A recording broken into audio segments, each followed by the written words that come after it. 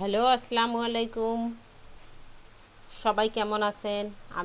আমি আজকে নিয়েছি সুরমা মাছ রান্না করার জন্য। আমি কিন্তু কড়াইয়ের মাঝখানে পেঁয়াজ কুচি দিয়ে নিয়েছি কড়াইয়ের মধ্যে পানিগুলো শুকানোর জন্য।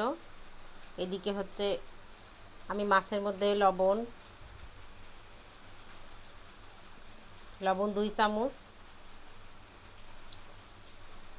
মরিচ গুঁড়া, হলুদ গুঁড়া, জিরা গুঁড়া, এটা পানিটা শুকায় গেছে, এখানে তেল দিলাম।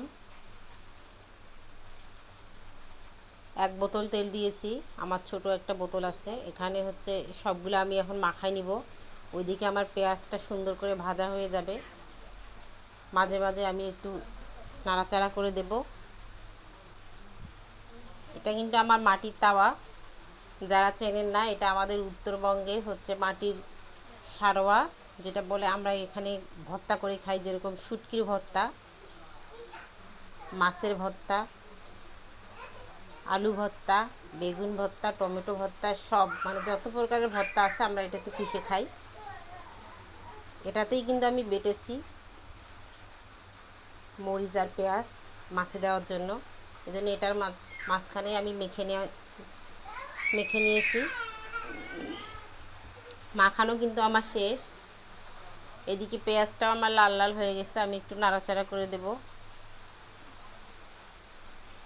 এই যে পেঁয়াজ আর মরিচ বাটা, রসুন, আদা সবগুলো কিন্তু আমি একসঙ্গেই বেটে নিয়েছি। এটা কিন্তু আমি নাড়াচাড়া করে দিলাম।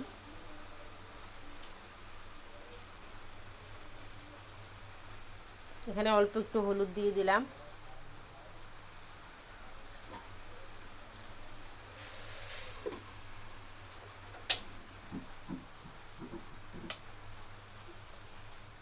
এটা ভালো করে নাড়াচাড়া করে নেব, কষাই নিব, যেন কাঁচা কাঁচা না গন্ধ করে। এটা সুন্দর করে কষানো হয়ে গেলে কিন্তু আমি এখানে মাছ দিয়ে দেব। এই যে মাছ দিয়ে নিলাম।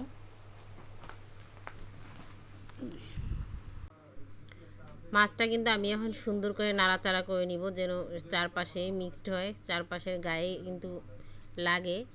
এটা কিন্তু এখন কষানো হয়ে যাবে, আর এটা কিন্তু এখন নাড়াচাড়া করতে হবে। আর একটু পর নাড়াচাড়া করলে কিন্তু সিদ্ধ হয়ে যাবে, তখন নাড়া যাবে না, তখন কিন্তু ভেঙে যাবে। এই জন্য কিন্তু এখনই ভালো করে নাড়াচাড়া করব, যেন মাছটা কষানোও হয়ে যায় এবং গায়েই মাখানোও হয়ে যায়। আমার কিন্তু মাখানো প্রায়টা শেষের পথে।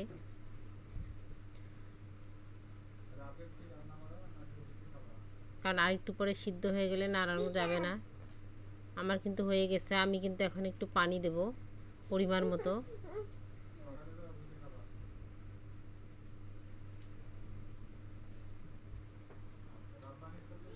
আমি পানি দিলাম, পরিমাণ মতো পানি দেবেন, মাছটা যেন সিদ্ধ হয়। আমিও কিন্তু সেরকমই আমার পরিমাণ মতো পানি দিয়ে নিয়েছি। মাছটা একটু ডুবা ডুবা, মাছটা ডুবানোর মতো হয়ে গেছে। আমি কিন্তু এখন এখানে ঢাকনা দিয়ে দেব 10 মিনিট সিদ্ধ হওয়ার জন্য। 10 মিনিট ফিরে এসে আবার আমরা দেখব কীরকম হয়েছে। ফিরে এলাম, আমার কিন্তু অর্ধেকটাই দেখেন সিদ্ধ হয়ে গেছে। আমি কিন্তু আবার ঢাকনা দিয়ে দেব, কারণ পানিটা আর একটু কমানোর জন্য। আবার 10 মিনিট পর আমরা ফিরে এলাম। আমার কিন্তু পানিটা ছিল শুকায় গেছে, এটা কিন্তু এখন আমাদের খাওয়ার উপযোগী। আমি কিন্তু চুলা বন্ধ করে দিলাম। এটা কিন্তু এই চুলার উপরে আমি আঁচে বসায় রাখবো একটু। চুলার গরমে কিন্তু আরও একটু কমায় যাবে।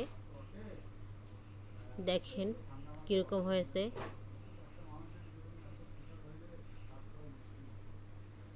আমি কিন্তু এখানে আবার ঢাকনা দিয়ে একটু চুলার মধ্যে 5 মিনিট বসায় রাখবো। ঠান্ডা হয়ে গেলে কিন্তু আমরা খাওয়া শুরু করব।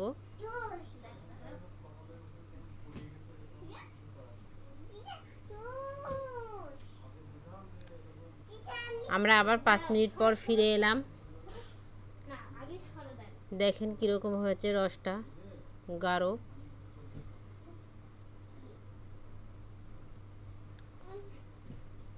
এটা কিন্তু সামুদ্রিক সুরমা মাছ, কক্সবাজারের সামুদ্রিক সুরমা মাছ। সবাই ভালো থাকবেন, আমার জন্য সবাই দোয়া করবেন। আসসালামু আলাইকুম।